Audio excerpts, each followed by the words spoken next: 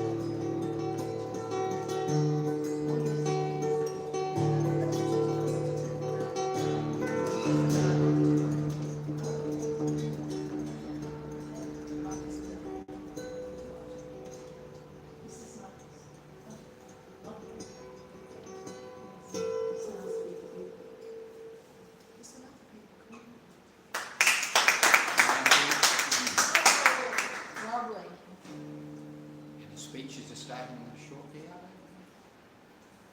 they? It's 2:10. Another 5 minutes, I think. Oh, sorry, you talking to me?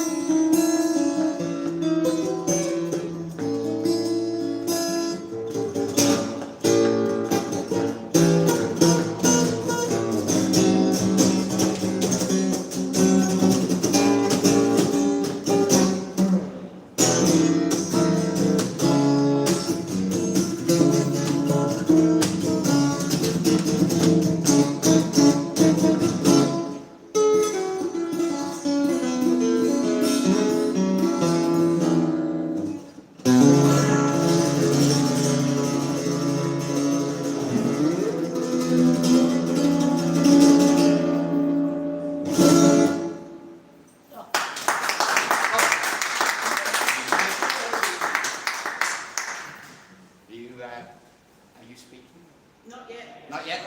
Think about 15 minutes. Oh, so 2:30, right? I thought it was 2:15. No problem. Do you want a more comfortable chair? Yeah. We'll swap chairs here. These are more comfortable. Kevin? Oh, you're going to sit there? I have to sit in the front when Annette's business. She needs a front audience. Well, this here for you. Thank you. I didn't catch you.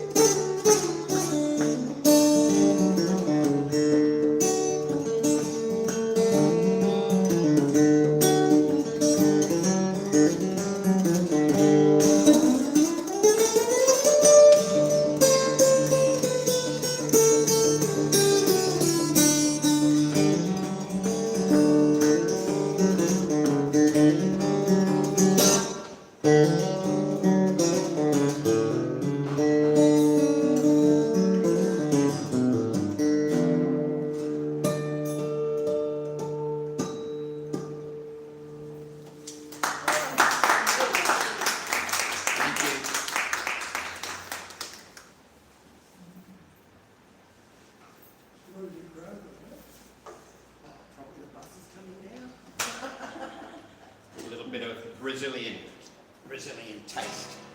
This was inspired when I went to see Yamunda Costa, so I went home and came up with this. I don't know if you've ever heard that guy. We were lucky enough to get him in Launceston, and this guy plays in huge concert halls. We had him in a little old tram shed down in Launceston. It was absolutely brilliant. It was great. He's a lot of technique, but he's got a lot of feeling as well, a lot of dynamics and emotion to his music, and it really made me want to go home and compose this. It's called Brazen. It's in being brazen or Brazilian or whatever. Brazen with an I, B-R-A-Z-I-N, I think it is, yeah.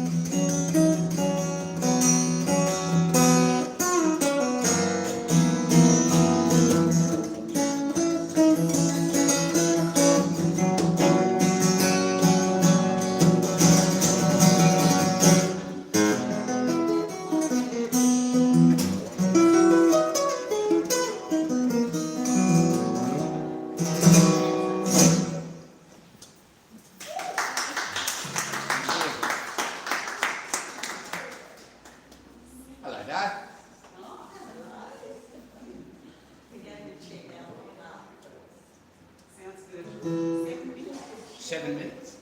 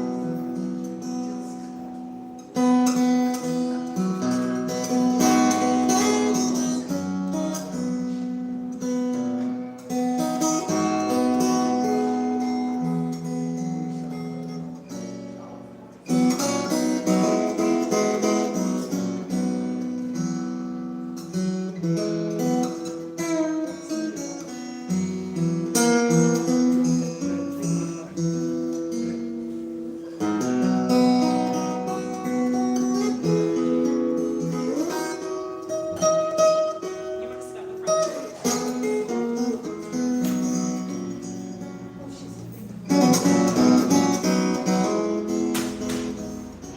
to start the front?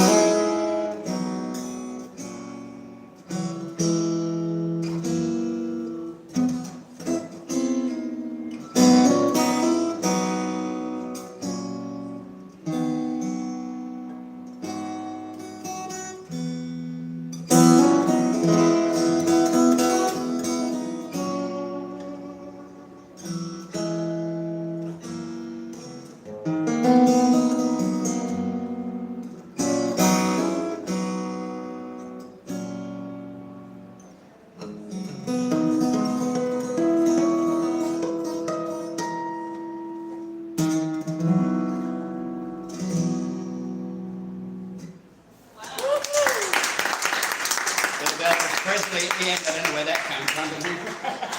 That was amazing. Well done. Probably 7 minutes is up, I would say. I'll try to extend that. You did very well. Or I'll do a very quick one then.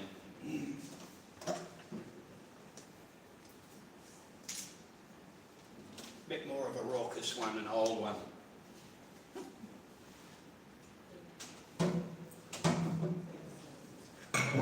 Meant to be all ethereal music in the background, but this one's not so much. Now normally I use my stomp box with this, but actually I plugged it in, but I'm not going to use it today because it is a little bit raucous. But I'll just knock this out quickly and then we should be up in 7 minutes. It sounds good.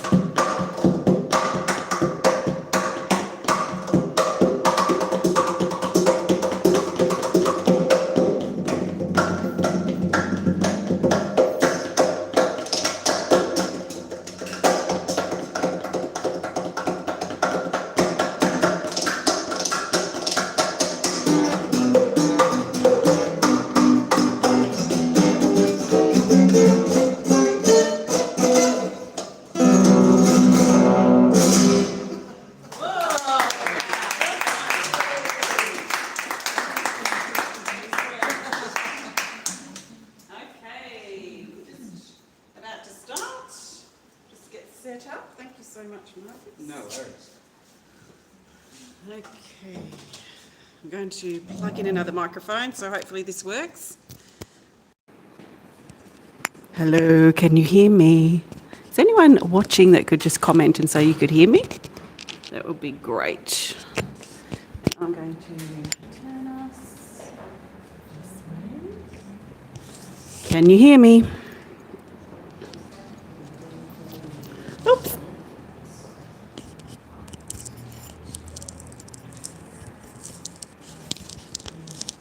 Thought I kept that untangled. It's like one of those big extension cords where you just grab from the wrong end, and there we go. Thank you. Okay, can you hear me? Hello, hello. Oh, Carol. Hi, Carol. Carol's given me the thumbs up. Excellent. I haven't switched microphones partway through a stream before. So I think I'll stand here. Just grab my notes. Yep. So we're good to go. I think everyone's here now.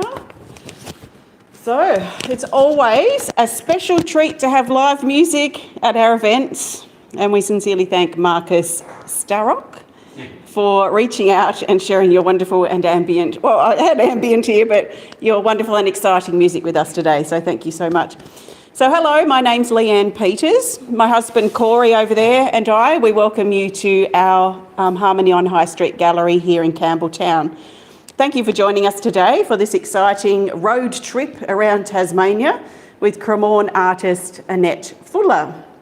This exhibition, A Tasmanian Road Trip, features exciting impressionist artworks inspired by Annette's connection with various locations around our fabulous island. For me, impressionist works are very interesting, for it isn't about every literal twig and blade of grass. It is more about how to find and express the feeling of the place. And I think Annette does that very well.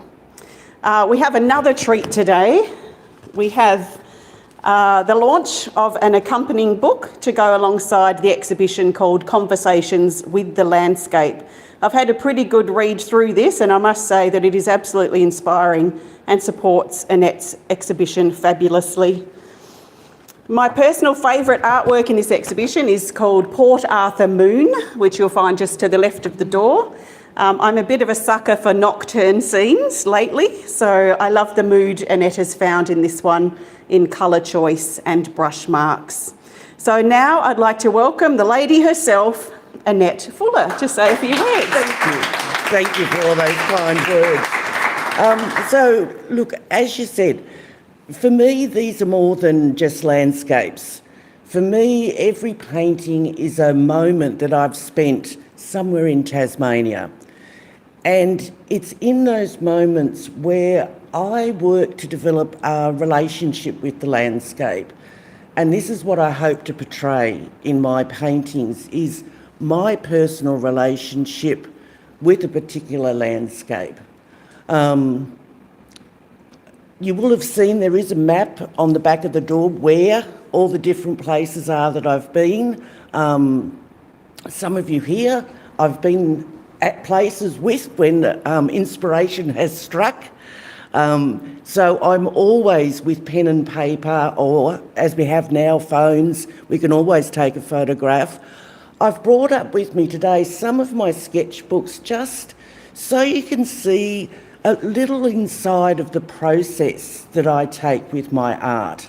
For me, it's very much about spending time, being still, and waiting for the landscape to reveal to me a conversation.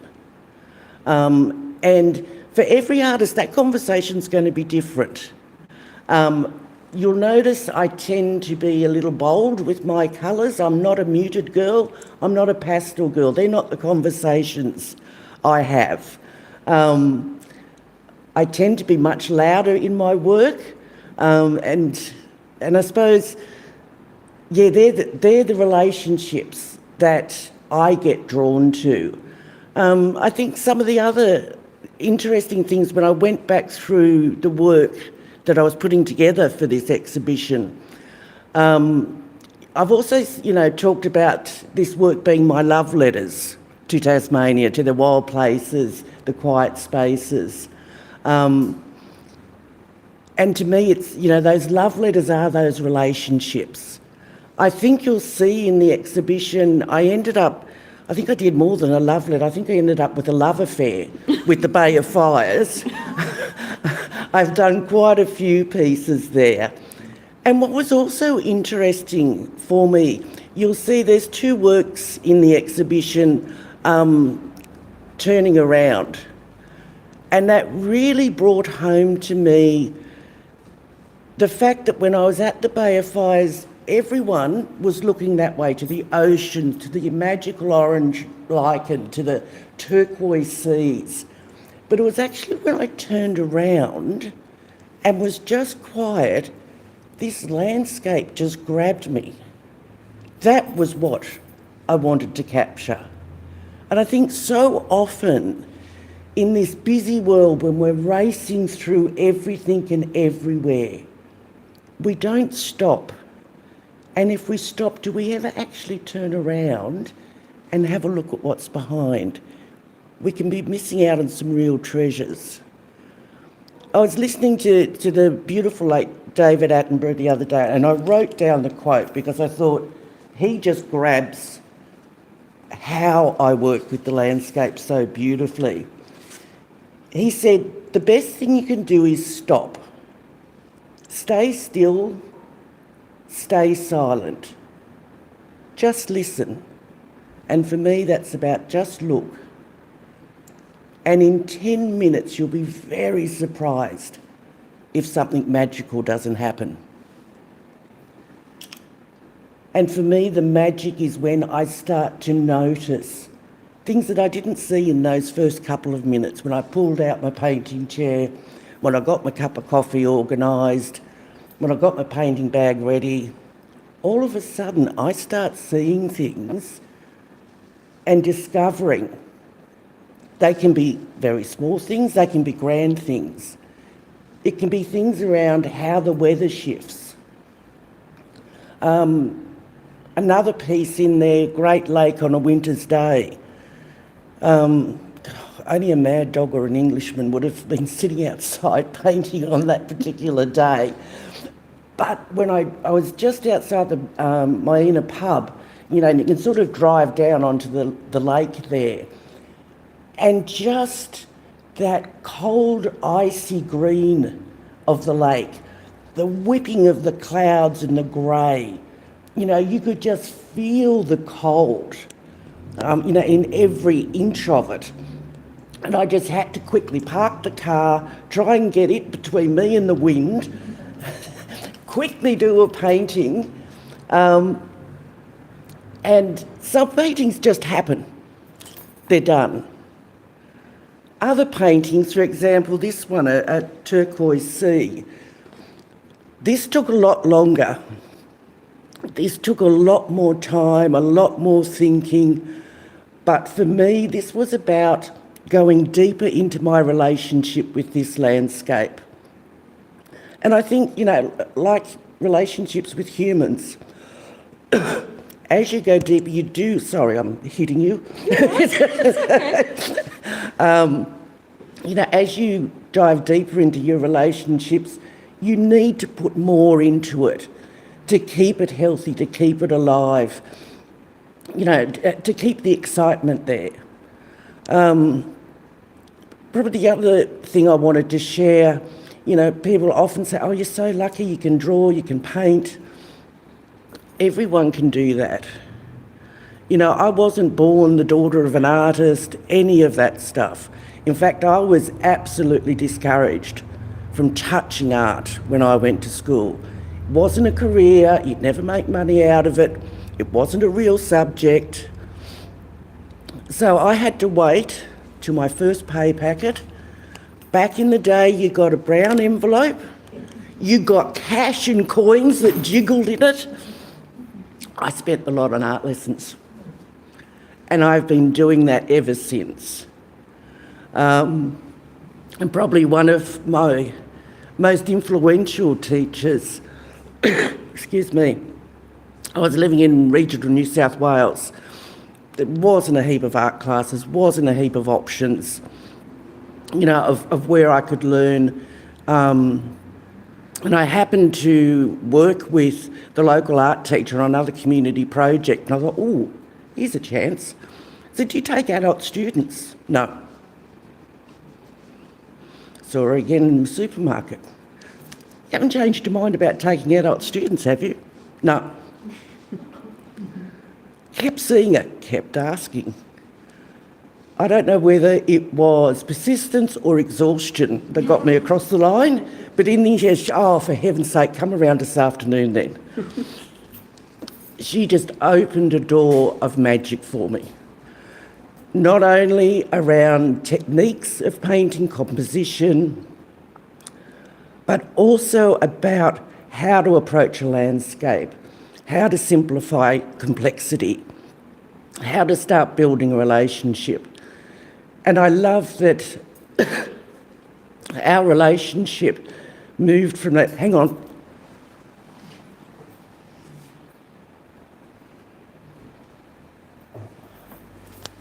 Okay, back again. We ended up being painting buddies.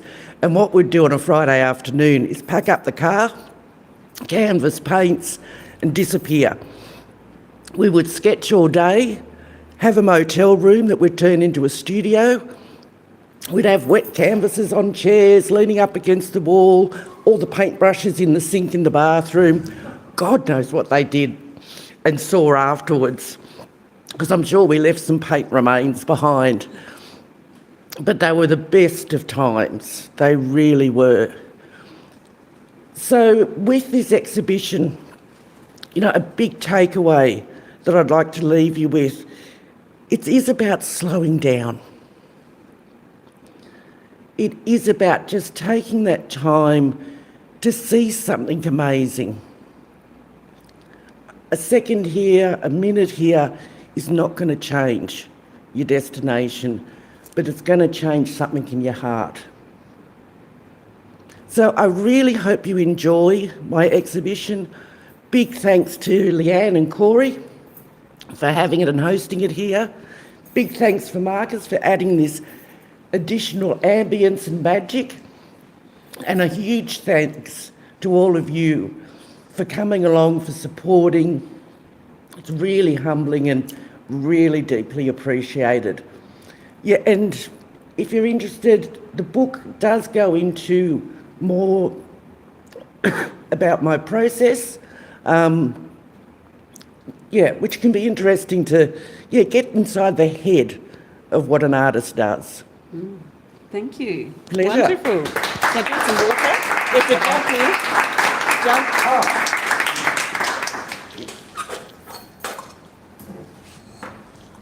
Yeah, I told you I could just talk underwater.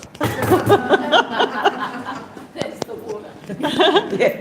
Thank you, Annette. Okay, let's get into a few questions. I'm going to ask some first, and then hopefully you might have one or two to ask Annette as well.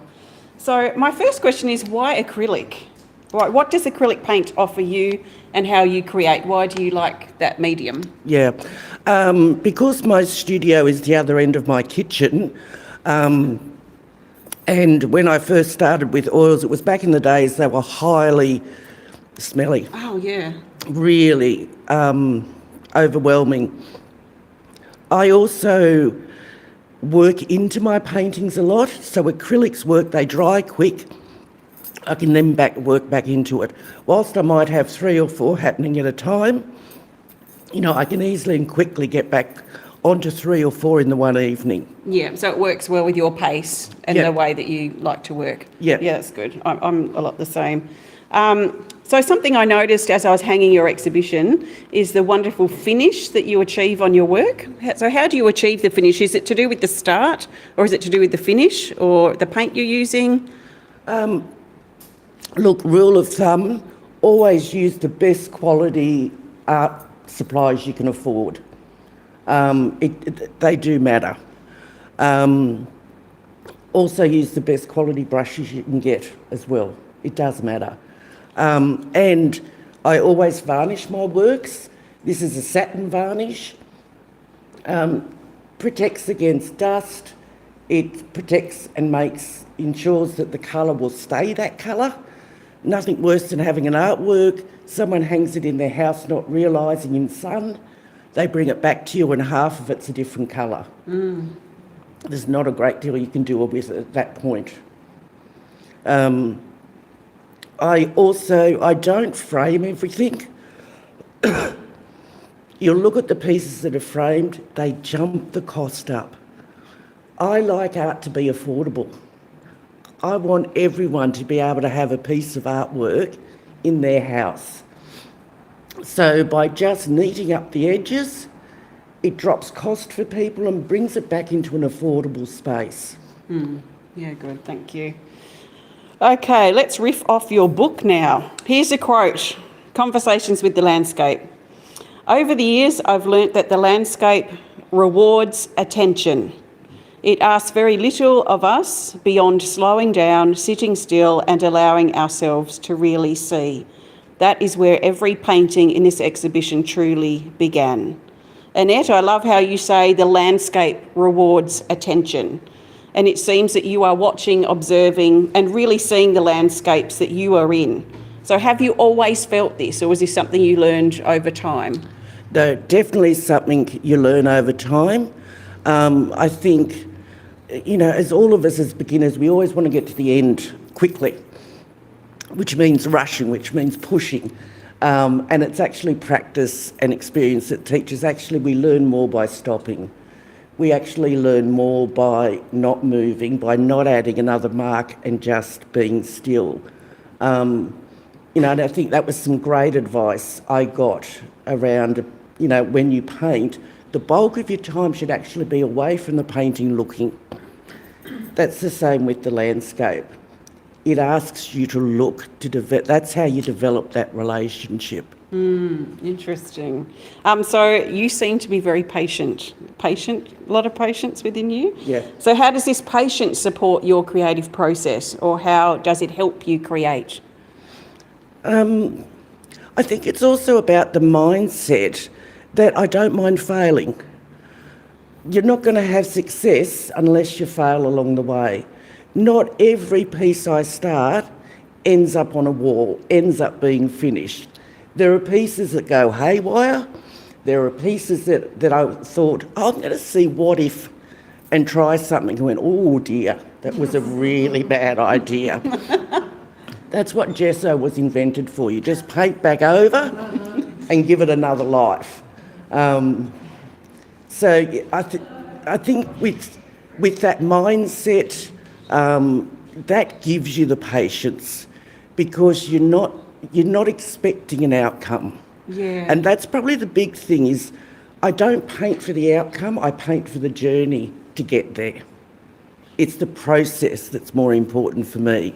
Yeah, how exciting. So it sounds like you're experimenting a lot, and I suppose it keeps a freshness and a thrill about the art that you're creating, so it doesn't get stale and stagnant. I don't imagine you'd like that feeling much. No. And always looking for, what am I going to do next? What's my next project? What's my next idea? I have a head full continually. I'm always jotting things down. I was going to say, this was, I was out somewhere the other day and I didn't have a sketch pad with me. So I just quickly grabbed a piece of paper, threw sketches down. And it's not about, for me, it's not about putting a whole lot of information there. It's just enough for me to trigger the memory.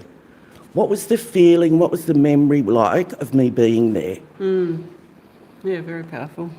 I love that. Let's see, another quote from your book. Every artist eventually discovers their own rhythm, their own rituals and their own relationship with the creative process. Fred Williams, when you look at someone who can really take away that complexity that a landscape can confront you with, he certainly pares that back. And of course, I love just going around all different galleries, all different shows. You see some amazing artists, and Tassie is full of them, which is great. You pick up ideas everywhere. Thank you. Any other questions? No? Oh, yes? Oh, when are we going to enter the Glover is the question. Yes. Or the Hadleys, yes. I need to get organised, don't I? And what I'm going to do is, my next move is to start painting in my garage so that I can do much larger works, because I need a couple of metres to be able to get back and really see what I'm doing. So once the weather warms a little, just trying to think, no, my dog would be fine, he won't knock it over. There we go. Just had a thought. Yeah, no, he's good. He's very, very good. Yeah. Oh, sounds exciting. Any other questions? I'm curious. Yeah. So, Annette, you mentioned not being a pastel girl and liking the really bright colours. What is it about that dichotomy that draws you? It's how, when I look at the landscape, these are the colours I see. It was interesting. I went up to Lightning Ridge with a girlfriend and was doing a whole lot of paints and sketching up there. And her reflection was, gosh, thank you so much for showing me the colours again of Lightning Ridge I'd forgotten. But to me, it's just what I see. I don't know whether I can explain it any better than that. Thank you. Any other questions? Just going to say, what do you think about Mona? I mean, it's wonderful having local artists and not enough people see them. Do you think they've made a big contribution to Tasmania? I absolutely take my hat off to Mona, to David, to what they've offered and put into Tasmania. You know, a world-class art gallery. You know, the shows that he brings to Tasmania so that we can all experience and be, you know, and have access to art and artists that normally we would all have to travel overseas to see. And I look at the economy he generates, absolutely in awe of what he's done. You know, not every piece is to my liking, but that's the joy of art. You know, as much as we're all diverse, art needs to be diverse so there's a piece for everyone. Very true. Any other questions? Do you have a favourite painting? Do you have one that has stood out to you as being something that was very special? And why? Of mine or of others? Sorry, yours. Of mine. Probably at different points of my life. There are some pieces I've got at home that I will never sell because they've been really key turning points in life, key transitions in my art career, or just a key memory that I want to keep. Yeah. So, I would see it at different points. I'm a bloody Luddite. I can draw stick men, that's about it. But I know you nick off to places like Morocco. Yep. What do you do over there? Have an absolute ball. I'm nicking off to India later this year. So I absolutely love artist residency. So there are opportunities where I can go and just paint, draw, be immersed in an artist colony for 2 weeks, 3 weeks, 4 weeks, cut off from all the day-to-day. I am always amazed how much my art jumps forward during those periods. Just being exposed to other artists from around the world and their processes, their techniques, their thinking is just such a gift. So what do you do in there? Do you sit there and talk or look at what they're doing?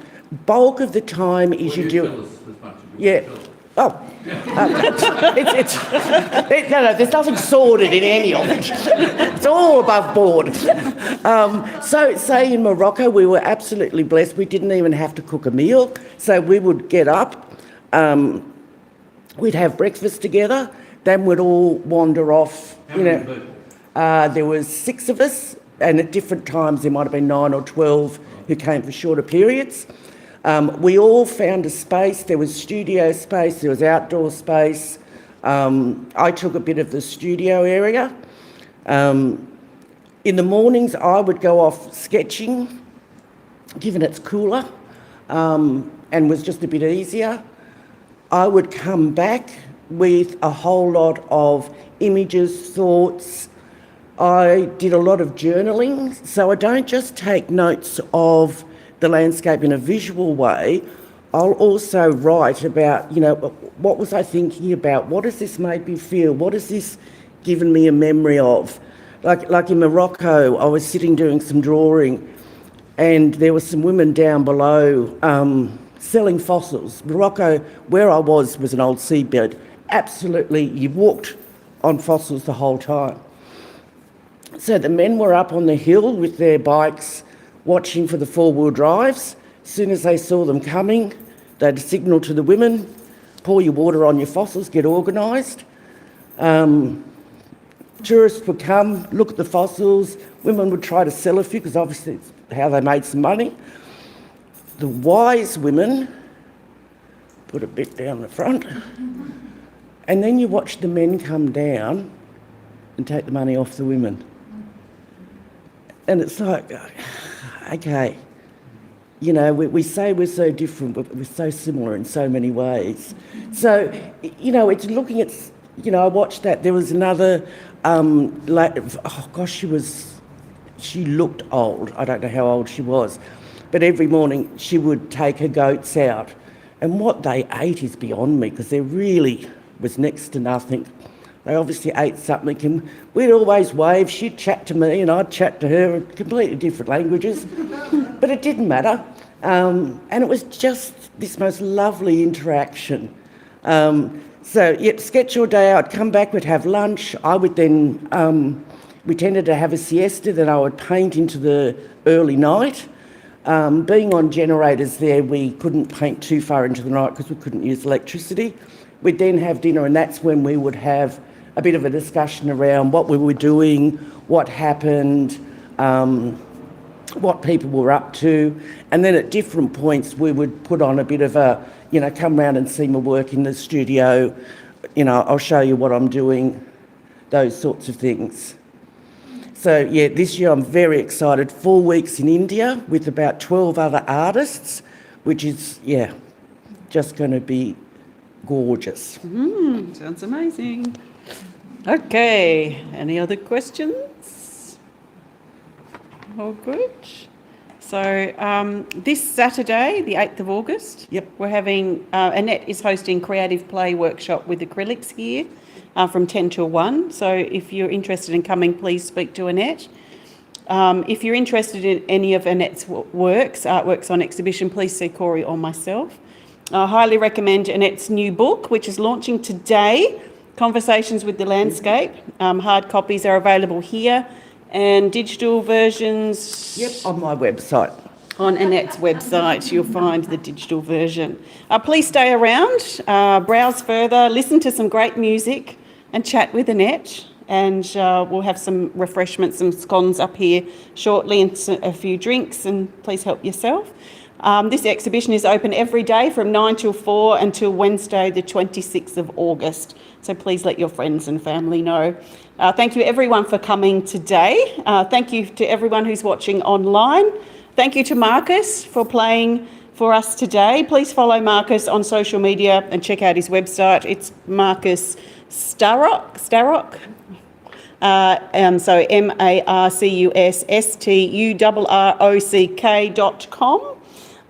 And if you're watching on YouTube, you can have a look in the description for his website.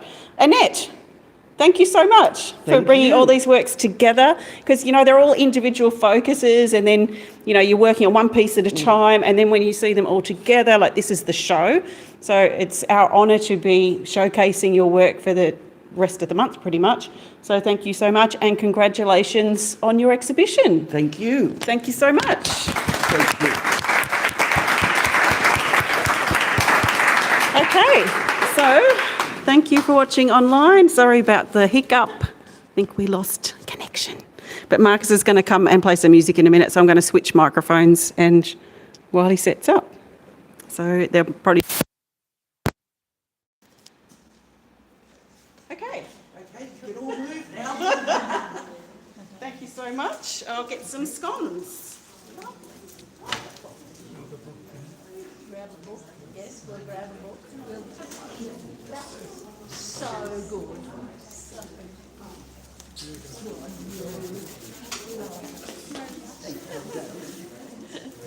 Oh, look. Oh, That's lovely. Thank you for inviting me. Oh, Yeah, I haven't been, so I'm really looking forward to having this. so it just sits over there and in that little room. Go and enjoy. Thank you.